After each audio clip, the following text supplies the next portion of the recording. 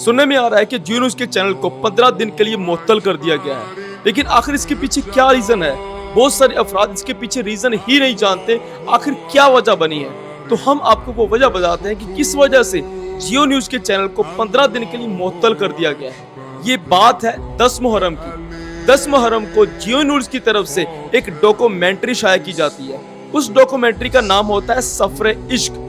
उस डॉक्यूमेंट्री के अंदर इन्होंने हजूर पाक सल्लल्लाहु अलैहि वसल्लम के हाथ मुबारक, उनके पैर मुबारक, उनके कपड़े मुबारक, इवन के पूरे हजूर पाक सल्लल्लाहु अलैहि वसल्लम का खाका शाया किया, सिर्फ चेहरे को छोड़कर। जियो न्यूज़ का कहना है कि इन्होंने इराक में होने वाले मुहर्रमुल हराम की रस्मात को दिखाने के लिए ये खाका शाया किया, और इन्होंने ये भी कहा है कि इन्होंने ये खाका नहीं बनाया।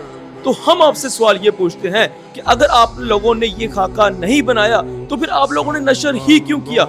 पाकिस्तान में, पाकिस्तान के कानून के मुताबिक, पैमरा के कानून के मुताबिक, कोई भी शख्स हजूर पाक सल्लल्लाहु अलैहि वसल्लम और सहाबा किराम का कोई भी खाका ना कोई बना सकता है और ना ही उसको नशर कर सकता है।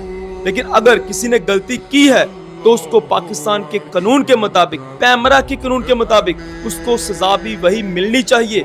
हम पाकिस्तान से दरख्वास्त करते हैं कि बराए मेहरबानी इनको जो इन्होंने किया है इसकी मुकम्मल सजा मिलनी चाहिए, ताकि बाकियों लोगों के लिए ये इबरत का निशान बन सके और दोबारा कोई शख्स ऐसी गलती ना कर सके।